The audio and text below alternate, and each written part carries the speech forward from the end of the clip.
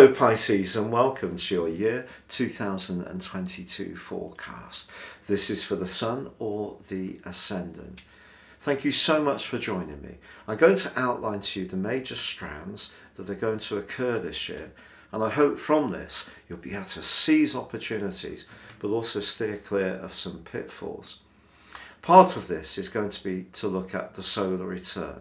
This provides the heartbeat of your whole year and occurs right at the start of the year. But also I'm going to be looking at two big changes. Jupiter, your ruler, moves out of your sign on the 10th of May and into your sector of everyday resources, so that can be exciting for your income, but it is going to be coming back into Pisces later in the year. The North Node, which is almost like the collective influence that we all tune into, moves into Taurus, an exciting area for you, the third house, on the 19th of January. Now, as ever, we have Mercury retrogrades. We have 4 this year, 3 complete series, and I will outline those along with the Eclipse series too. Now, we're going to have 2 in the sign of Taurus and 2 in Scorpio. Scorpio is your sister water sign, but Taurus is earth. Actually, earth conducts your wateriness really well. So an exciting collection of energy shaping up in the sign of Taurus in the guise of the North Node, Uranus, which has been there for a few years now, and now also these 2 eclipses. Also, Mars, the planet of drive, is going to be moving on the 20th of August into your sector of the home. So some changes for some fish is definitely possible on the home front in the last part of the year. But before I go further, I would be grateful if you would click on the subscribe button. This helps me to alert you every time I release a video. And also, if you would like your daily written horoscope fired to your device each morning, you can get that free by subscribing on the link below. I write for Britain's most read daily newspaper, The Metro, and it would be an honour to share these with you. If you would like to ascend above this Zodiac forecast and understand what this year will hold for you as an individual, you can order your year 2022 forecast and get a character analysis and get 30% off. If you order it in year 2021, you'll get the rest of that year free. If you order in 22, you'll get 12 months from the point of order. Now, before I share the solar return on the screen with you, I'd just like to share with you the solar eclipse of the 4th of December, which occurred in the sign of Sagittarius, but it combined with Mercury, the planet of communication. For you, Sagittarius is house 10, so this is where you're most visible, where you connect with the world at large. It can be to do with positions at work, it can be to do with our goals and ambitions. They don't have to be only professional, those goals and ambitions, but it's where we're most determined to be successful. And having Mercury alongside, even though it's technically debilitated in the sign of Sagittarius, is a real asset for you, because this energy is going to be reverberating into the early parts of the year. And I think it's saying to you, aim high. Really follow your whim when it comes to your goals and ambitions. Now, on the screen now, you can see the solar return as we just enter into the new year. A solar return is a bit like going to an art class and the tutor says, take your canvas, put a background colour on it, pick up your charcoal and outline the subject that you want to draw or paint in more detail. And then as the year goes on, the planetary aspects help us to understand what the detail of that drawing will be. But that background influence is going to be reverberating right throughout the year. Now, one of the things you can see looking at this is that we have a stellium of energy in the sign of Capricorn. We always have the sun there at this time of year, but this year we also have Venus and Pluto. Now, when that solar eclipse occurred in Sagittarius, Venus and Pluto were also conjunct in Capricorn. How so? Well, it's because Venus went into a retrograde on the 19th of December, so they have been in touch with one another within about 3 degrees for about a month by the time we get to the start of the year. So something around a friendship may be very important to how you're approaching this new year. And that friendship could be linked to your work. So someone influential could put in a good word for you. So it can be a case of who as much as what you know, in tandem with the solar eclipse of the 4th of December. And it can also mean that because Venus is retrograde and can join in with the powerful influence of Pluto, which can reveal secrets, but it can also be to do with compulsive desires, that you could feel pulled towards a new set of people this year, new friendships, new alliances, or because of the retrograde, people from your past can come back into your world. But the critical thing is that if we look again at that solar return, the Moon and Mars are side by side in Sagittarius. Now the Moon and Mars close together can be a little bit of a volatile mix, it's true, but I think this will give you more punch. Mars being in your 10th house at the turn of the year augments that solar eclipse of Sagittarius with more desire to have your voice heard, to be more visible and more voluble. And that's not a bad thing. But because of the collective energy in Capricorn, you can use that extra confidence in Sagittarius, but in a way which networks and links to others. So this overall blend of energies is very helpful to you. But also if we take the midpoint between the Moon in Sagittarius, the Sun in Capricorn, it is 28 degrees Sagittarius. So for you, success is possible this year if you really set the intention to make it come to pass for you. But I think the way it comes about is going to be a lot through collaboration and also embracing the Eclipse series later in the year, which is very much to do with communication. Now, of course, last year, 2021, the big aspect that impacted upon us all was Saturn square Uranus. So the two rulers of Aquarius were in conflict. Uranus was in your 3rd house of the nervous system and everyday communications, and Saturn in the most psychological area. If you did find yourself wanting to withdraw from people last year, it wouldn't be a surprise. There could still be a flavour of that this year, because remember, the solar return does echo right through the year, but it's definitely not going to be as pronounced. And because of the warmth of that collaborative set of influences in your 10th and 11th houses at the start of the year, even if you do have phases where you do need to step back a little bit and catch your breath, I think if your nervous system particularly was on edge a lot over the last 12 months, by the end of February, I feel that you will be starting to feel a little better. Now, also as we begin this new year, the North Node is just in Gemini and Jupiter is just in your sign. It's great to have Jupiter in your sign. Jupiter is your co-ruler and brilliant for trying to instigate imaginative or individualistic ideas. But because there's a square, it could be that you could have perhaps over hopeful expectations of something that you want to do on an individual basis. But once the North Node moves into Taurus on the 19th of January, I think you can start to get this working better for you. Now, of course, every year Mercury retrograde does cause potentially some mischief, but I really like the concept of reprise, renew, reinvigorate, so rewind, so retrograde. So Mercury retrograde gives us a chance to reanalyze things and look at them again. So the first one is in your 12th house where Saturn is.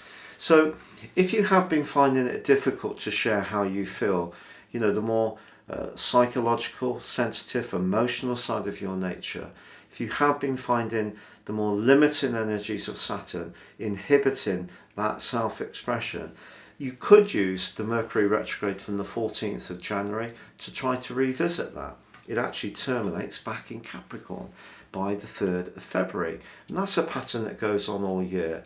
Mercury retrograde starts on the 11th of May in Gemini, the 4th house for you, rewinds into your third house of everyday communication.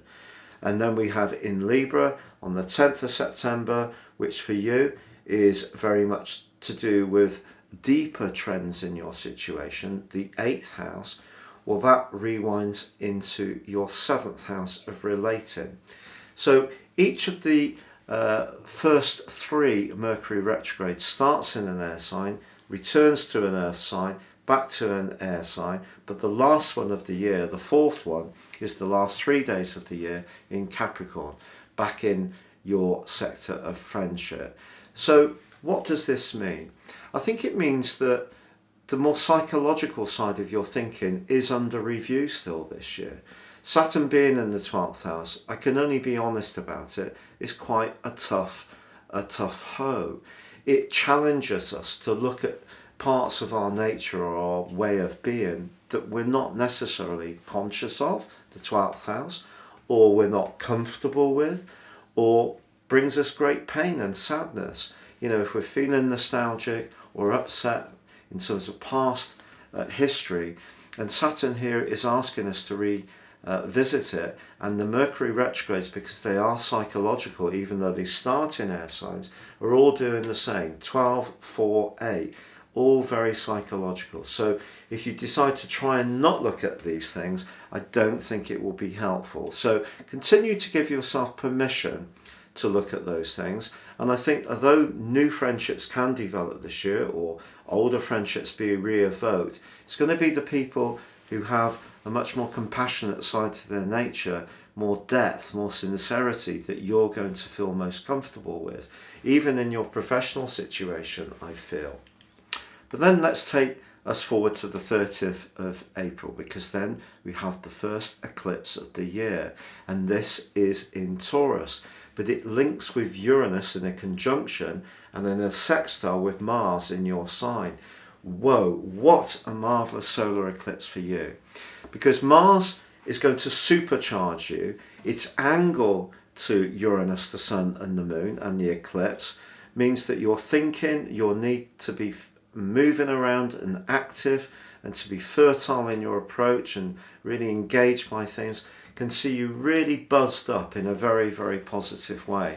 Whereas last year, Uranus in its square with Saturn, I think was kind of aggravating your nervous system in a negative way. This year I can feel a lot more stimulation coming for you, which you're going to enjoy.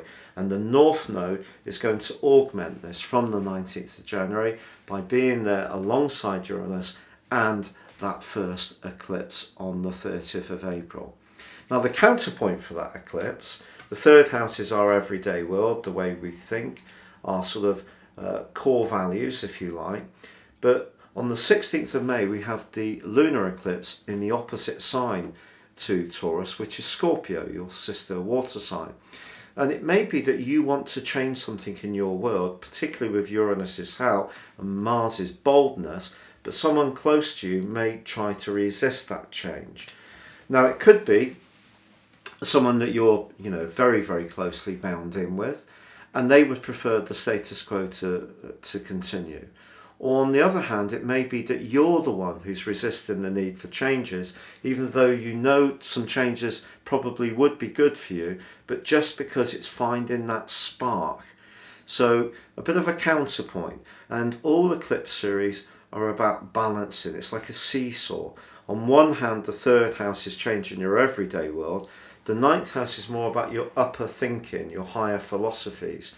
And it can be about travel and legal matters. And if you are grappling with any kind of contractual matters throughout this year, the eclipse series is definitely going to keep you on your toes, but I think it can bring you some great blessings, particularly the two solar eclipses, because that first one does so wonderfully link in with Mars in your sign and Uranus, and the second solar eclipse on the 28th of October in Scorpio is conjunct Venus. So if you're wanting to travel in the latter part of the year and COVID regulations and all that we've been dealing with are pushed back and the environment allows for a freer association then I think you can really enjoy a magical journey somewhere, and it could even lead to some kind of romantic connection. So that's something to really look forward to.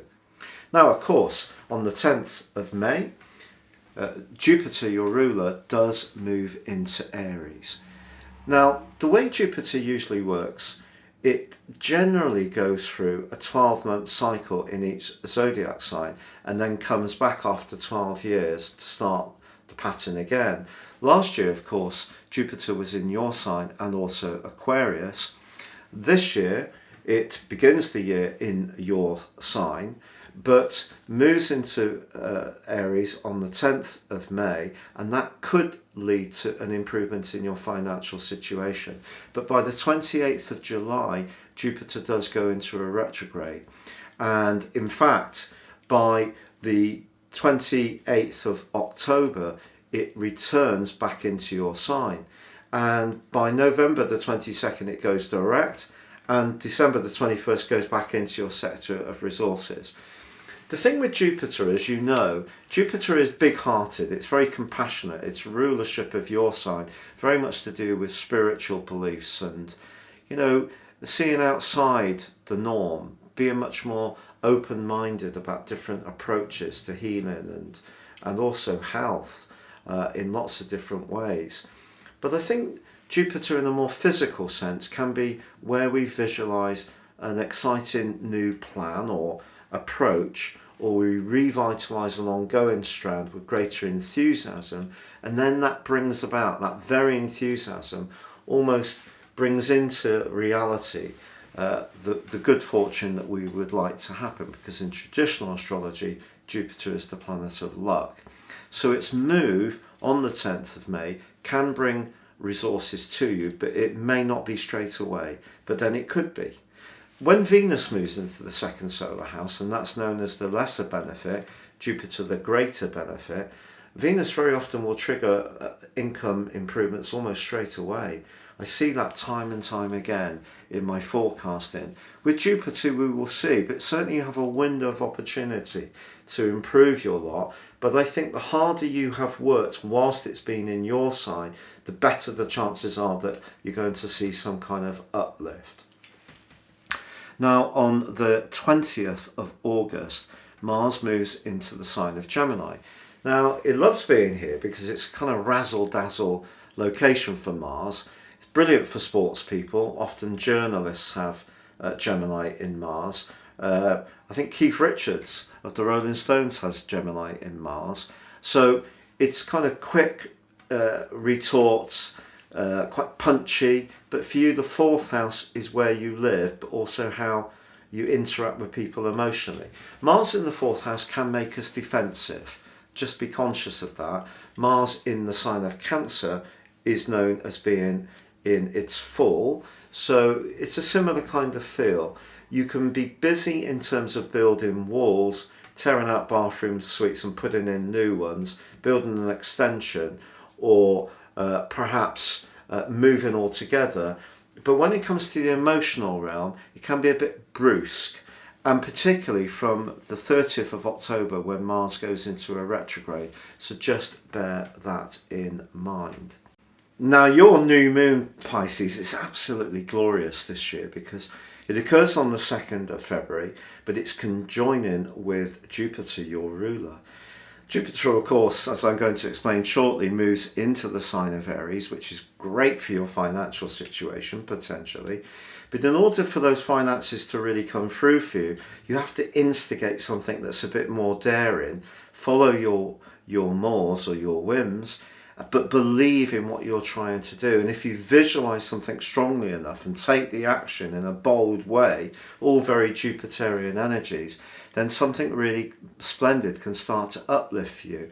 So something new can start to evolve from the time of your new moon on the 2nd of February, particularly if you're prepared to step outside your comfort zone a little bit, because Jupiter doesn't just rule your sign, and its influence with you is very philosophical and very much to do with religions or spirituality. But its rulership of Sagittarius is very much to do with travel, daring, independence, adventurism. So if you can take that Sagittarius energy into your situation and give yourself some kind of sparkling makeover or fresh approach to life from the time of the 2nd of February, this can be energy that takes you forward in a gush for the whole of year 2022.